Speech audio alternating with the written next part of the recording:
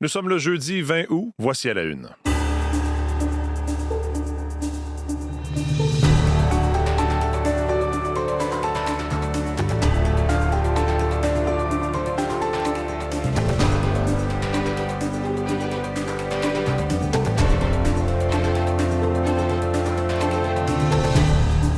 Bonjour, bon jeudi, bienvenue à cette nouvelle édition d'À la Une. C'est Mathieu Bellumeur au microphone. J'espère que vous allez bien. Merci d'être avec nous en ce début de journée.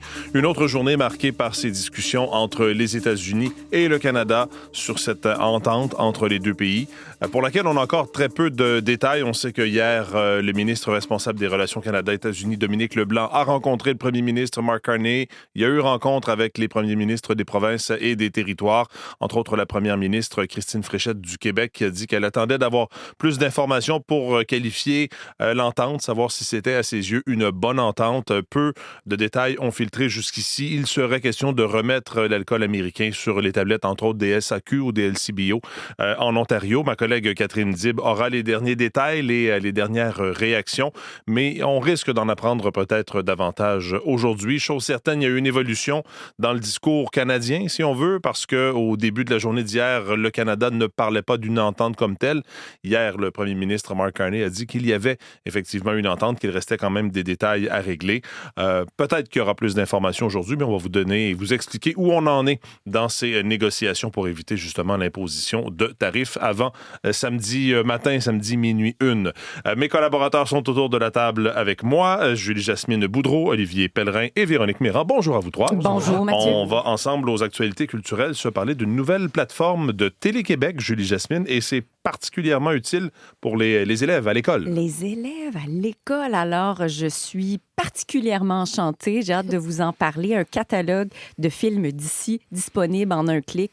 Parce que ça devient compliqué parfois d'aller dépoussiérer nos vieux DVD si on veut avoir des conversations avec les élèves.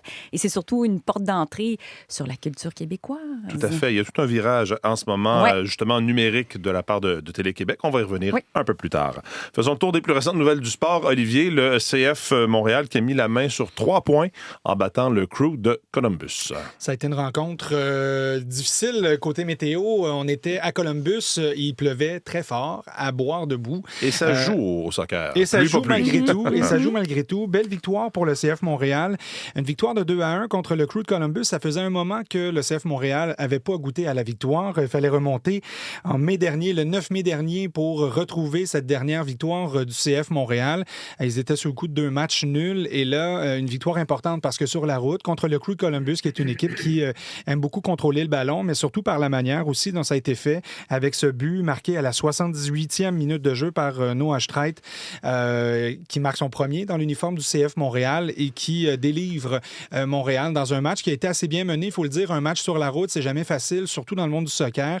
Et le CF Montréal avait bien fait. Malheureusement, le but qu'ils ont accordé, c'était sur une bourde du gardien Thomas Gillier qui a eu de la difficulté à contrôler le ballon et qui s'est retrouvé derrière lui. Donc, on a bien racheté cette erreur. On a aussi vu les premières minutes d'Alexis Sanchez dans l'uniforme du CF Montréal. Il a été amené en toute fin de match pour un peu mettre le couvercle sur la marmite. Peut-être dans cette rencontre, on menait déjà 2-1 à ce moment. Le but vainqueur venait d'être marqué et le CF Montréal, comme ça, boucle la soirée avec 3 points. 3 points importants parce que ça relance peut-être un peu cette équipe dans ses aspirations, surtout à participer peut-être aux séries éliminatoires.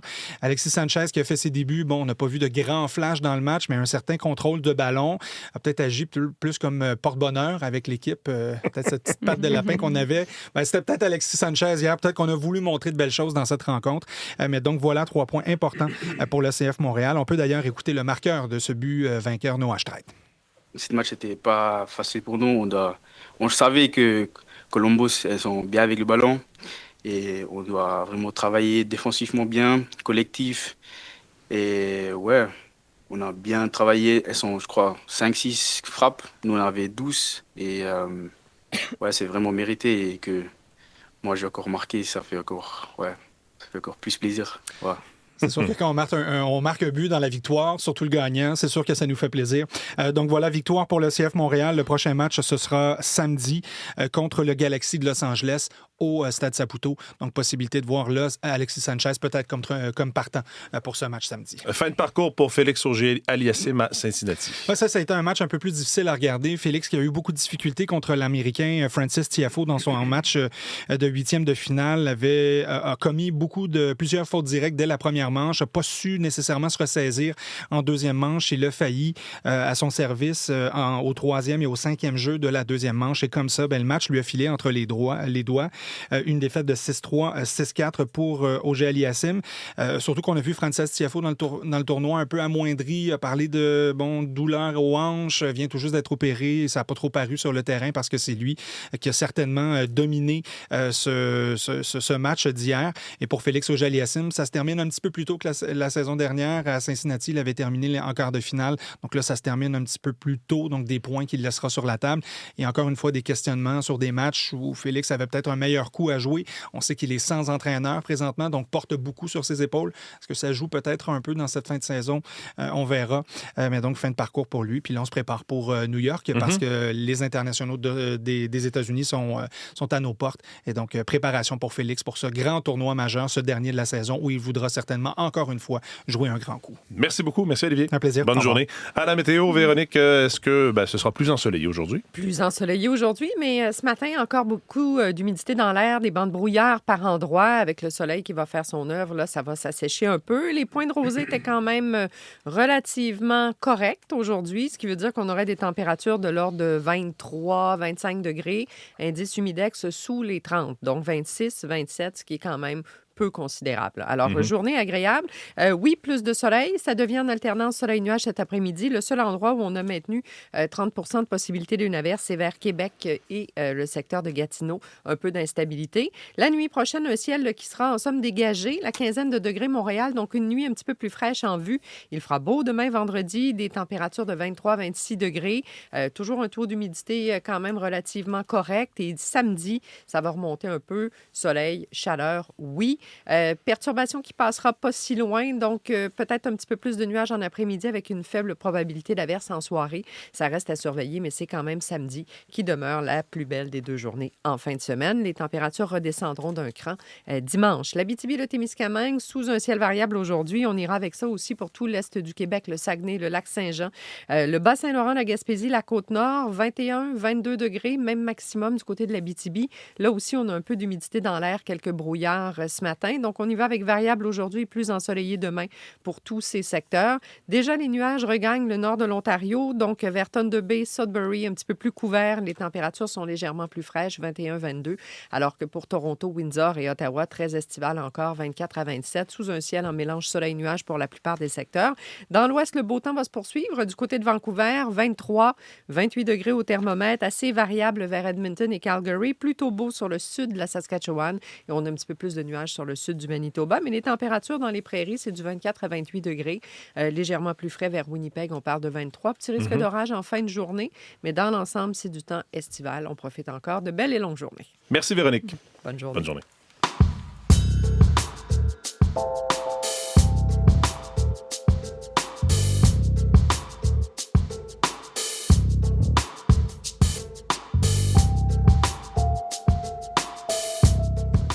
En cette période de la rentrée scolaire, ça se fait pour plusieurs au Cégep au Québec cette semaine. Il est question justement du Cégep en une du Devoir de ce matin dans une table éditoriale avec la présidente de la Fédération des Cégeps du Québec, Marie Montpetit, qui s'inquiète du manque de place dans certains programmes et elle presse les partis politiques d'inclure les Cégeps dans leur vision alors qu'on est à l'aube de cette campagne électorale. On ne doit pas briser la promesse qu'on s'est faite il y a près de 60 ans en créant un réseau collégial pour rendre les études supérieures accessibles. C'est ce que dit essentiellement la PDG de la Fédération des Cégeps du Québec, Marie Montpetit.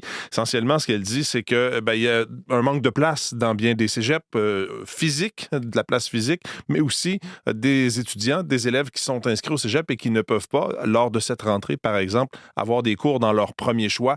On va souvent dans les seconds choix. On a présenté un reportage plus tôt sur nos antennes cette semaine à ce sujet-là, donc des étudiants au collégial qui doivent se contenter de leur deuxième programme, des établissements du réseau collégial qui n'arrivent pas à répondre à la demande croissante. Donc, ça prend une intervention du gouvernement. Une hausse, de 10 % en 2 ans, notée au cours des 2 dernières années. 4 % de plus de cégepiens dans la province. On parle de plus de 210 000 étudiants. Donc, on y revient dans le journal Le Devoir de ce matin. C'est aussi un élément qui fait partie des unes du Journal de Montréal qui revient sur le bilan des noyades. Ce pourrait être le pire bilan des noyades en 10 ans. Si la tendance se maintient en 2026, ça pourrait être une année bien funeste. Les plans d'eau de la province ont déjà causé la mort de 55 personnes depuis le début de l'année, nous dit le Journal de Montréal. Ce sont des chiffres, entre autres, de la Société de sauvetage du Québec qui s'inquiète effectivement de ce bilan. Il y a des décès qui se sont ajoutés encore cette semaine avec la mort d'un étudiant dans la piscine commune d'un complexe résidentiel à Montréal, puis un quinquagénaire qui a perdu la vie également dans le secteur de Drummondville. Donc, possible année record, inquiétude de la Société de sauvetage, c'est à lire dans le Journal de Montréal de ce matin. En une du Globe and Mail, on revient bien sûr sur cette entente et ces discussions commerciales entre le Canada et les États-Unis. On va y revenir, je le disais, avec ma collègue Catherine Dib dans les prochaines minutes. Il est aussi question de l'Ukraine en une du Globe and Mail. Zelensky qui limoge une haute responsable dans le cadre d'une enquête sur le blanchiment d'argent. Le président Volodymyr Zelensky qui a limogé l'une de ses plus hautes responsables dans le cadre donc d'allégations de blanchiment d'argent. Il y a une enquête en cours. Ça intervient après que le ministre ukrainien de la Défense, récemment limogé, ait réclamé des élections nationales malgré donc cette invasion russe qui dure depuis plus de 4 ans. Selon le Bureau de la lutte contre la corruption de l'Ukraine, l'enquête a permis d'identifier un groupe de personnes soupçonnées d'avoir blanchi l'équivalent de 4,7 millions de dollars pour payer la caution d'un accusé dans une affaire de corruption l'an dernier. Le président Zelensky, qui reste confronté à des enquêtes de corruption visant des responsables de haut niveau, même si lui n'a jamais été désigné comme suspect. Les développements et les détails à lire dans le Globe and Mail de ce matin. En une de la presse, on revient aussi sur ces discussions, cette entente qui est intervenue entre le Canada et les États-Unis. On attend encore des détails, mais on fait certaines analyses et on a certains éléments d'information dans la presse de ce matin. Et on parle également. On donne l'exemple et j'attire votre attention sur cette chronique de Judith Lachapelle du nombre de courriels reçus par un père de famille qui a 2 enfants dans une école primaire. Il a fait les comptes. Il a reçu pendant une année scolaire 456 courriels de la part de l'école. Il dit c'est beaucoup trop. Il y a toutes sortes de pièces jointes dans les objets. On ne comprend pas nécessairement s'il faut absolument lire le courriel, s'il y a une intervention de notre part à faire. Donc, il estime qu'il y a peut-être un ménage à faire et des décisions à prendre pour rendre ça un peu plus facile, les communications entre les parents et justement la direction de l'école ou encore l'école. On ne nomme pas l'école primaire parce qu'on dit c'est comme ça dans bien des écoles, mais c'est un nombre assez important, disons, de courriels reçus par ce père de famille dont 2 enfants sont au primaire.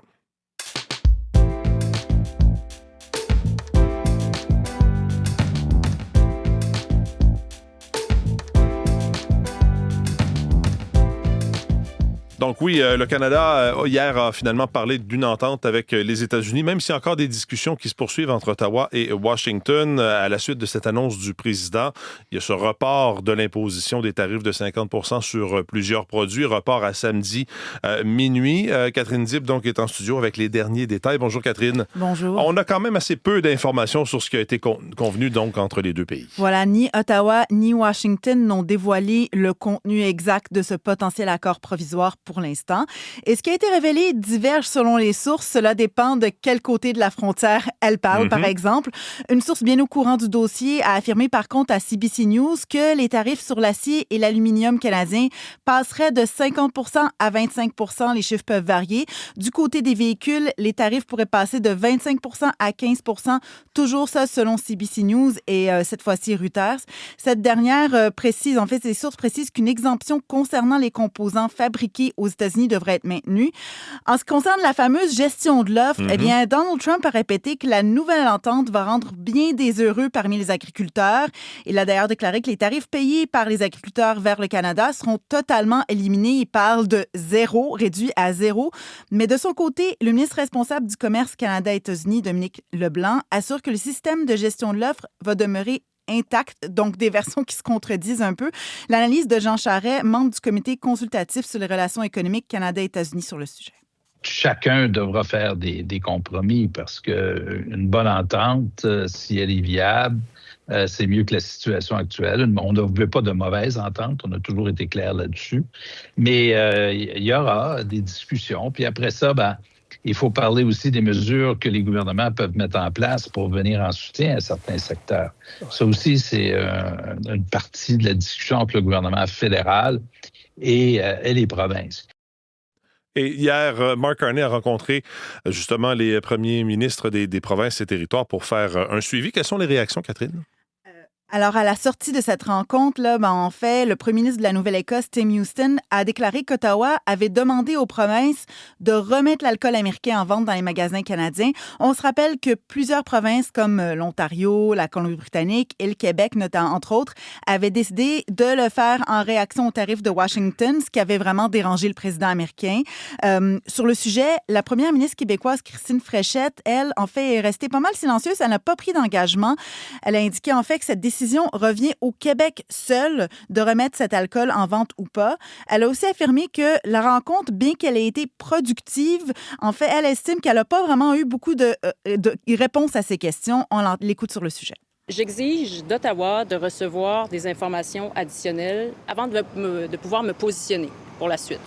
J'ai pas eu réponse à mes questions et je m'attends à avoir ces clarifications-là.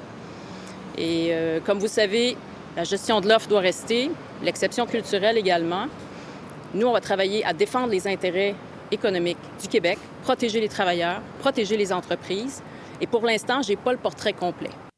Bref, peu est connu sur le sujet parce que tout bouge encore là, sur cette entente. Les partis fédéraux, de leur côté, affirment suivre avec attention ce qui se passe, alors que le chef du Bloc québécois, Yves-François Blanchet, quant à lui, a formellement demandé au premier ministre Carney de présenter un état de la situation au chef de parti à la Chambre des communes parce qu'ils sont en droit de le savoir. Voilà pour les derniers développements. Merci beaucoup, Catherine.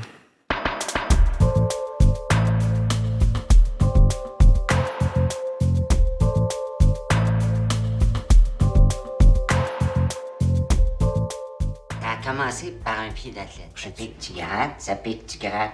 Ça monte. Et là, c'est rendu comme un mollet d'athlète. Avec cette musique, si vous n'aviez pas reconnu l'extrait, vous reconnaissez peut-être La Grande Séduction.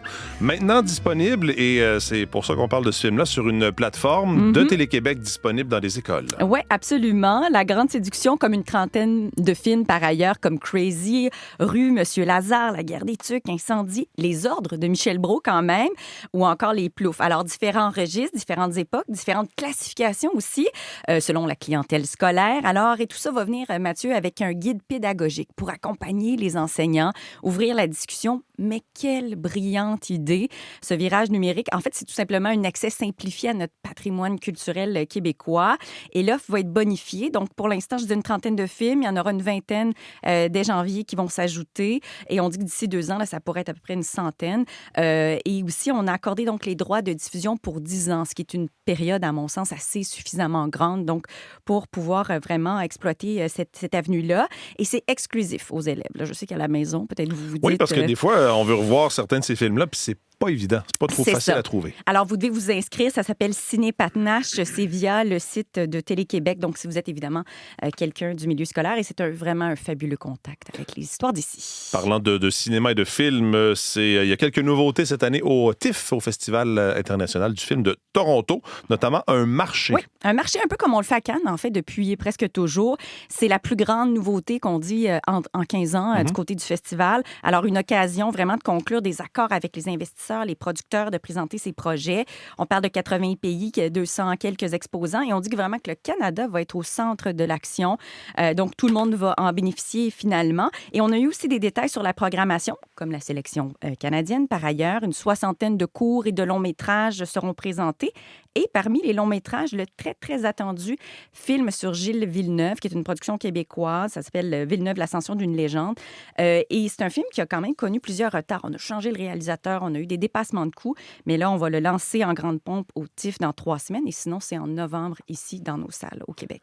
Une nouvelle plainte déposée dans l'affaire de viol et d'agression sexuelle visant Patrick Bruel, le chanteur. Oui, absolument. Donc, cette annonce-là a été faite par l'avocate de la plaignante qui s'occupe aussi de plusieurs autres dossiers de plaignante.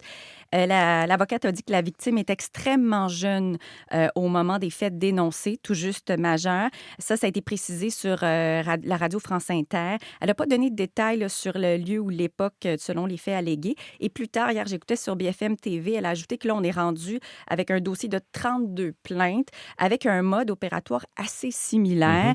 Puis je vous rappelle bien sûr la mise en examen en juin, 4 dossiers de violences sexuelles, un statut de témoin dans 4 autres affaires. Il nie toujours l'ensemble des faits qui lui sont reprochés. Et le magazine Voici rapportait hier que pour l'instant, là, sa tournée des 35 ans à leur regard est toujours maintenue en Europe. Je regardais, les dates sont toujours là, à l'exception ici au Québec, bien sûr.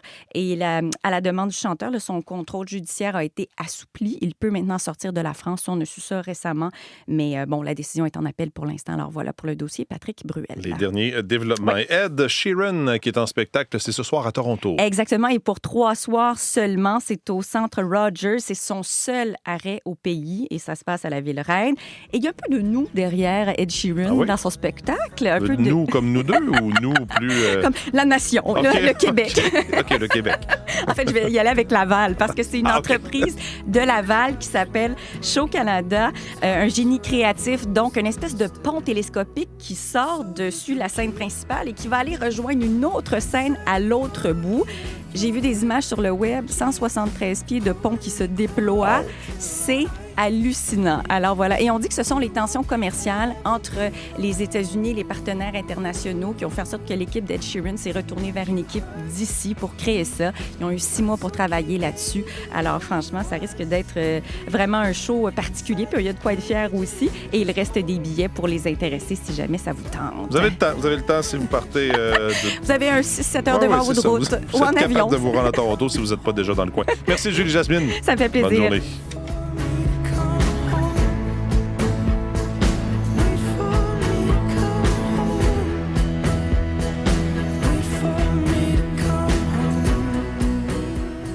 Marie-Michel Borduas est maintenant avec nous. Bonjour Marie-Michel. Bonjour Mathieu. Alors, ce qu'on va surveiller aujourd'hui, les élections. Oui, ça approche au Québec, le déclenchement des élections. On connaît maintenant qui va porter les couleurs de la coalition Avenir Québec dans l'Assomption. Ça, c'est la circonscription qui était représentée par François Legault. Exact, ancien premier ministre. Donc, ce sera l'autrice et chroniqueuse Geneviève Peterson qui a été choisie pour succéder à François Legault comme député de cette circonscription de l'Assomption qu'il représentait, lui, depuis 2012. Il avait annoncé le rester en poste jusqu'à la dissolution de l'Assemblée nationale. La candidature de Geneviève Peterson n'a pas encore été officialisée par la CAQ. Mais pendant ce temps-là, on apprend aussi là, que la formation va perdre un autre ministre, Benoît Charette, qui ne sera pas sur le bulletin de vote en octobre. Et lui, il représentait les citoyens de Deux-Montagnes. En fait, il les a représentés pendant environ 16 ans. D'abord avec le PQ, puis par la suite avec la CAQ. Ça bouge sur le plan politique. On va continuer de surveiller ça aujourd'hui. Merci Marie-Michel. Bonne journée. Voilà pour cette édition d'À la Une. Vos équipes du matin prennent le relais dans les prochaines secondes. Bonne journée.